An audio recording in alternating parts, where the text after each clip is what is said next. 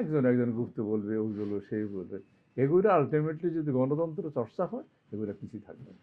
2 বছর 3 বছর আগেও আমরা কখনো চিন্তা করিনি বিএনপি ক্ষমতা যাবে আর 77 সিট নেওয়া জামাত এবং এনসিপি বিরোধী দলে থাকবে।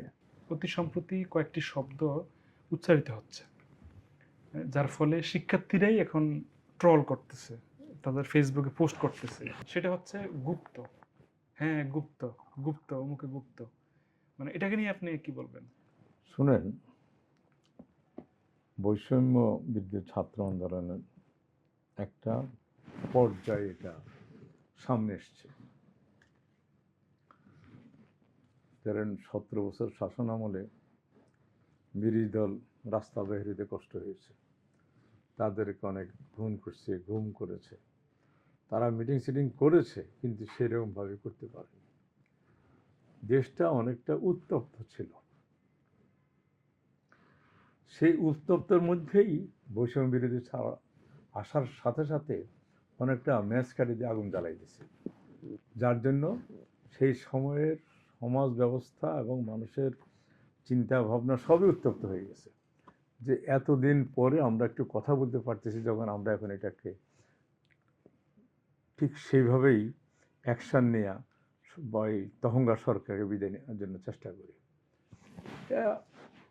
এটা অল অফ আ সাডেন হয়নি, যদিও তারা সবাই অনেক কিছু ক্রিয়েট আমাদের জন্য হয়েছে, আমি মানলাম তাদের কন্ট্রিবিউশন বেশি, অন্যান্য দলদের বাহির হইতে পারেনি।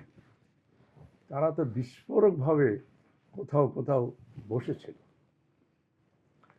যখন বৈষম্য বিরোধী ছাত্ররা সামনে এসছে, তখন বিস্ফোরণটা ঘটেছে, তখন সবাই সামনে চলে আসছে। তারপরে এই জিনিসটা ক্রেডিট আমি বৈষম্য বিরোধী, কিন্তু তারা নেতৃত্বে ছিল। কিন্তু একটা উত্তপ্ত জায়গায় আরো উত্তপ্ত হয়েছে, সেই জন্য এটা সাকসেস হয়েছে।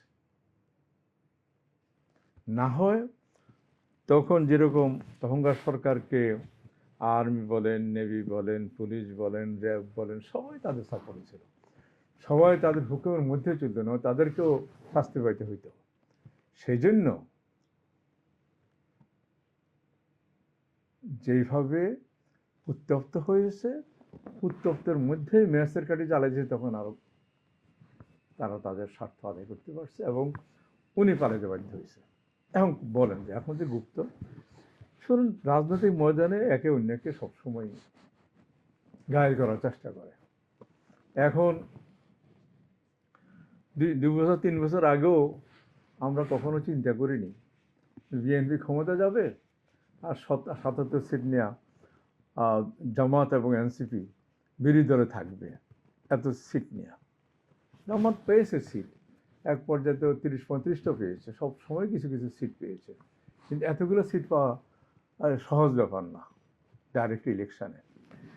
ইলেকশনেরই হোক আর ইঞ্জিনিয়ারিং হোক, যেটাই হোক, বর্তমান বিএনপি সরকারে আছে আর জামাত বিরোধী দলে আছে, এবং এইটাই গণতন্ত্রের শুভ সূচনা। সবাই সবার মতো করে ফ্রিডম নিয়ে কথা বলবে, আর সরকার উচিত হবে সেই পেশেন্ট হিয়ারিং দিয়া বিভিন্ন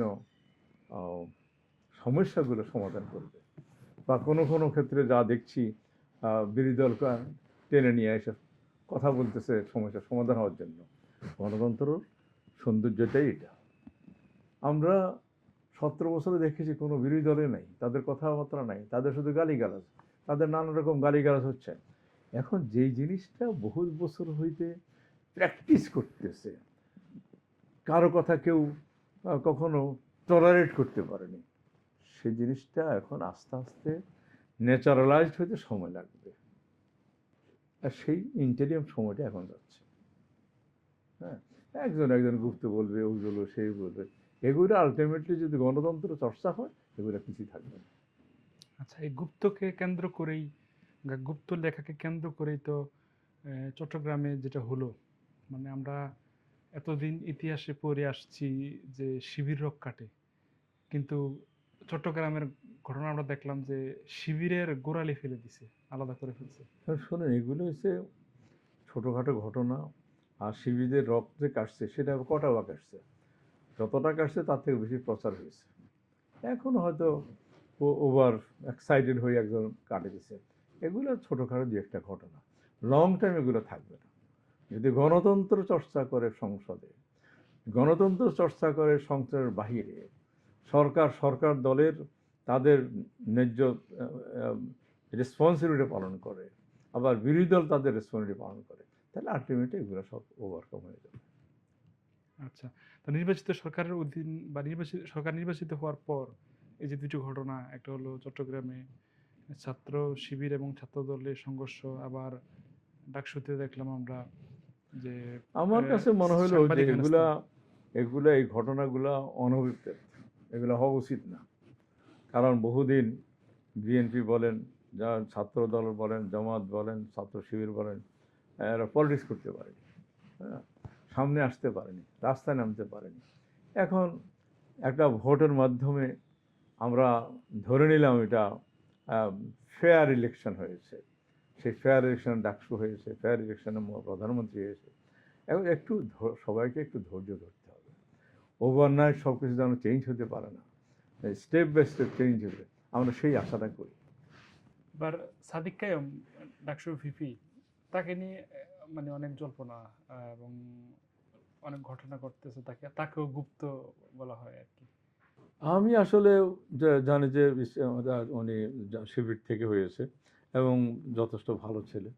এখন কথা হলো এরা যা পাওয়ার গেছে 1 বছর, আমরা তাকে দেখতে চাই, বা কয়েক মাস গেছে, এখন যে নতুন যেই সরকার এসছে মাত্র 2 মাস হয়েছে। এখন আমার কথা হলো সবাইকে দেখতে হবে, না দেখে না জাজ করে কারোর পিছনে আমি কোনো মন্তব্য করতে রাজি না।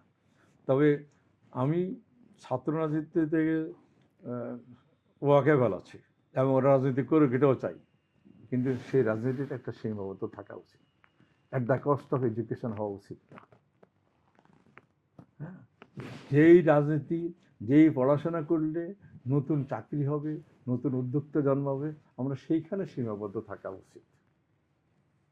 কারণ দেশের রাজনীতি করার জন্য আরেকটা দল রয়ে গেছে, জামাত রয়ে গেছে, ছাত্র দলের জন্য বিএনপি রয়ে গেছে। তাহলে ক্যাম্পাস রাজনীতিতে পড়াশোনার প্রতি যেমন মনোযোগ দেওয়া উচিত, স্ট্যান্ডার্ড করার জন্য মনোযোগ দেওয়া উচিত, এবং প্র্যাকটিক্যাল এডুকেশন, ভাষাগত এডুকেশনের দিকেও মনোযোগ দেওয়া উচিত। ওদের ওই দিকে একটু চিন্তাভাবনা করে আগানো উচিত। তাহলে ছেলেরা উদ্বুদ্ধ হবে, নতুন ভাষা শিক্ষিত হবে এবং নতুন চাকরির জন্য আগ্রহ জন্মাবে, এবং দেশ বিদেশে তাদের চাকরিটা নিজেরা এনশিওর করতে পারবে। মানদাতা আমলের রাজনীতি আর চলবে না। 1 বছরই হয়তো হবে, আরেক বছর আরেকজন আইব, মারামারি করবো। মারামারি করার জন্য বাপ মা ইউনিভার্সিটির ছেলে মেয়েদের পাঠায়নি।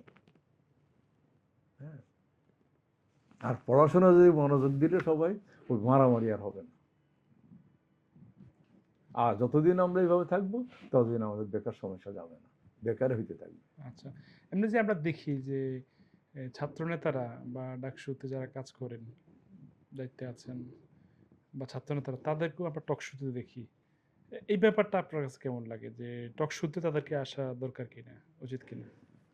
আমি একটু আগে যেটা বললাম, ছাত্র রাজনীতি হওয়া উচিত বিশ্ববিদ্যালয় কেন্দ্রিক, কলেজ কেন্দ্রিক, লেখাপড়ার স্ট্যান্ডার্ড করা, লেখাপড়ার মধ্যে ডুবে থাকা, আবার অন্যায়, যদি ইউনিভার্সিটিতে অন্যায় হয় অন্যায়ের বিরুদ্ধে দাঁড়ানো, আর সেখানে তাদের ইউনিভার্সিটি লাইফ শেষ হলে তারা সাধারণ লাইফে, সাধারণ রাজনৈতিক লাইফে ফেরত আসবে।